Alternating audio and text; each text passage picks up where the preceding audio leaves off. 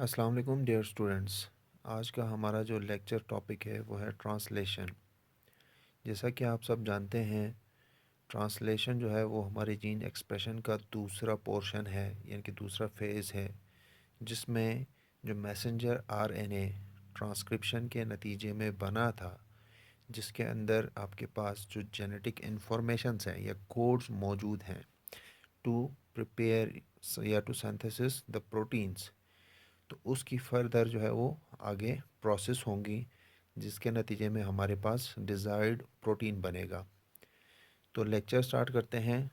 Translation उस process को कहते हैं जिसके ज़रिए आप जो है वो मैसेंजर आरएनए को रीड करते हैं। उसमें जो मैसेजेस इनकोडेड होते हैं उनको डीकोड किया जाता है with the help of ribosomes, जिसकी मदद से फिर क्या बनता है, प्रोटीन्स बनता है। सो हमारा डेफिनेशन बनेगा, the process in which informations encoded in messenger RNA is decoded by the ribosomes to produce specific active protein is called translation. Messenger RNA के पास, चूंकि हम पहले प्रोसेस में देख चुके हैं ट्रांसक्रिप्शन के, कि उसके पास डीएनए के जितने भी न्यूक्लियोटाइड के सीक्वेंसेस हैं, यानी कि जो इन्फॉर्मेशंस हैं, उसको इनकोड किया गया है मैसेंजर आरएनए में। तो अब जो मैसेज इनकोडेड है मैसेंजर आरएनए के अंदर, उसको राइबोसोम्स डिकोड करेगा और उससे प्रोटीन्स बनाएगा। तो इस होल प्रोसेस को हम बोलते हैं ट्रांसलेशन। तो ट्रांसलेशन के मुख्तलिफ फेजेस हैं, जिनको हम 4 फेजेस में डिवाइड करते हैं। तो सबसे पहले ट्रांसलेशन, क्योंकि हम बना रहे हैं एक्टिव प्रोटीन, तो उसके लिए आपको चाहिए अमाइनो एसिड्स। तो अमाइनो एसिड्स की एक्टिवेशन जो है वो फर्स्ट फेज़ में होगा ट्रांसलेशन के। उसके बाद इनिशिएशन कॉम्प्लेक्स बनेगा, फिर उनकी इलोंगेशन होगी और लास्ट में प्रोसेस जो है वो टर्मिनेट हो जाएगा। तो पहले देखते हैं अमाइनो एसिड्स, चूँकि साइटोप्लाज्म में मौजूद होता है एवरी सेल, ठीक है, और लेकिन वो इनएक्टिव फॉर्म में होता है। तो उस इनएक्टिव अमाइनो एसिड्स को एक्टिव करवाना पड़ता है या उसको एक्टिव किया जाता है, ठीक है। एक्टिव करने पर अमाइनो एसिड्स कुछ कॉम्प्लेक्सेस बनाएंगे। अब एक्टिव कैसे होता है ये हम जब देखेंगे, तो अमाइनो एसिड जो कि साइटोप्लाज्म में इनएक्टिव फॉर्म में मौजूद है, उनके साथ एटीपी मिलेगी। एटीपी एक न्यूक्लियोटाइड है जिसके पास 3 फॉस्फेट मौजूद है, यानी कि एडिनोसिन ट्राई फॉस्फेट। जब ये एटीपी अमाइनो एसिड के साथ मिलेगा, क्या होगा कि एटीपी से 2 फॉस्फेट जो है वो रिलीज़ होंगे। 2 फॉस्फेट रिलीज़ होंगे तो एटीपी कन्वर्ट होगा एएमपी में, जिनको आप बताते हैं कि दिस वाज एडिनोसिन मोनोफॉस्फेट। और ये जो एक्टिव अमाइनो एसिड है, ये एक्टिव अमाइनो एसिड अब बाइंड कर जाएगा ट्रांसफ़र आरएनए के साथ। तो ट्रांसफ़र आरएनए भी हमारे पास साइटोप्लाज्म में मौजूद होता है, लेकिन अमाइनो एसिड और ट्रांसफ़र आरएनए तब तक बाइंड नहीं हो सकता जब तक अमाइनो एसिड एक्टिव फॉर्म में ना हो। तो अब चूंकि एक्टिव फॉर्म में है, अमाइनो एसिड के पास एएमपी भी है, तो ये जाके ट्रांसफ़र आरएनए के पास बाइंड हो जाता है। और इस बाइंडिंग के दौरान एडिनोसिन मोनोफॉस्फेट जो है वो रिलीज़ हो जाता है। तो हमारे पास जो कॉम्प्लेक्स बनेगा उसको हम बोलते हैं अमाइनोसाइल टी आरएनए कॉम्प्लेक्स। डायग्राम में आपको नज़र आ रहा है कि जो ट्रांसफ़र आरएनए है, ठीक है, उसके भी like a DNA 5 prime and 3rd prime and होता है। और अमाइनो एसिड्स जो हैं वो हमेशा किस पे बाइंड कर जाते हैं, 3rd prime end of transfer RNA पे वो बाइंड कर जाते हैं, ठीक है। तो ये हमारे पास अमाइनो एसिड एक्टिव भी हो गया, और साथ ही साथ ये अमाइनो एसिड जो है वो ट्रांसफ़र आरएनए के पास बाइंड हो गया। उसने अपने आप को ट्रांसफ़र आरएनए के ऊपर बाइंड कर लिया। तो ये जो बाइंडिंग है, ठीक है, ये बाइंडिंग किसकी मदद से होगा, एक एंजाइम अमाइनोसाइल टी आरएनए सिंथेस। सो ये एंजाइम है जो कि हेल्प करता है अमाइनो एसिड को बाइंड करने में ऑन ट्रांसफ़र आरएनए।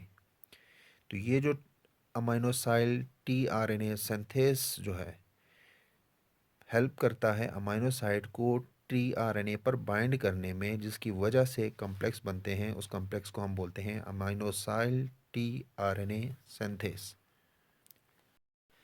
अब डियर स्टूडेंट्स, हमारे पास जो कॉम्प्लेक्स तैयार हुआ है वो अमाइनोसाइल ट्रांसफ़र आरएनए है, ठीक है, कॉम्प्लेक्स। नेक्स्ट हमारा जो स्टेप था जिसका हमने पहले ही जिक्र किया कि formation of initiation complex.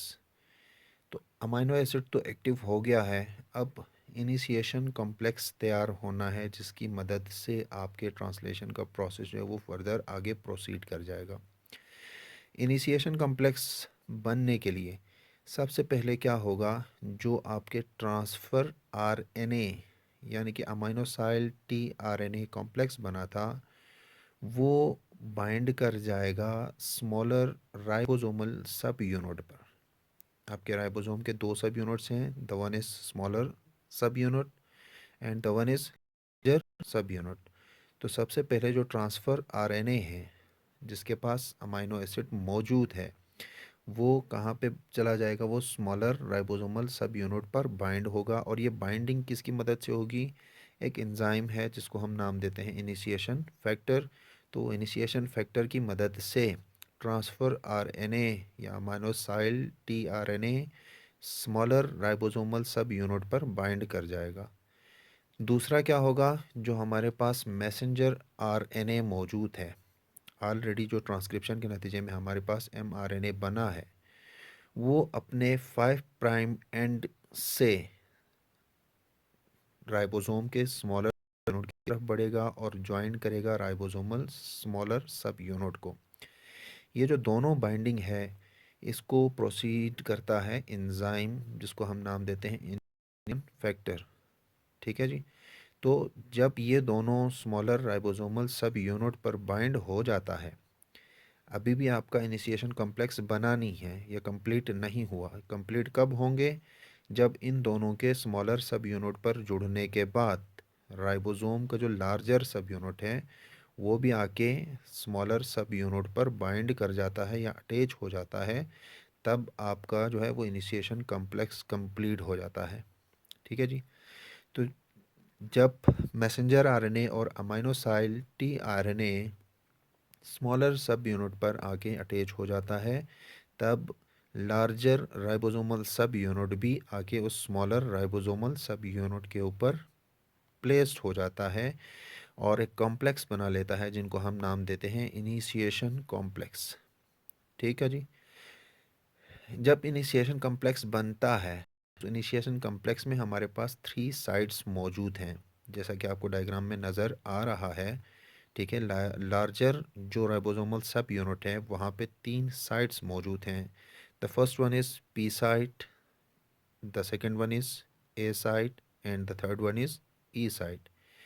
P site denote करते हैं पेप्टाइडल साइट को, ठीक है जी, पेप्टाइडल साइट यानी कि ये वो साइट है या वो रीजन है जहाँ पे आपके जो साइटोप्लाज्म में सबसे पहले जो आपका अमाइनोसाइल टीआरएनए कॉम्प्लेक्स बना था वो आके यहाँ पे जुड़ जाएगा ताकि क्या हो, प्रोसेस जो है वो इनिशिएट हो सके, ठीक है। तो पेप्टाइडल साइट का या पी साइट का एक काम क्या है, वहाँ पे फर्स्ट अमाइनोसाइल टीआरएनए कॉम्प्लेक्स को अटैच कर लेता है। दूसरा काम, ये फर्दर आगे जब प्रोसेस एक्सटेंड होता है तब ये पेप्टाइड बॉन्ड्स बनवाता है बिटवीन अमाइनो एसिड्स, ठीक है।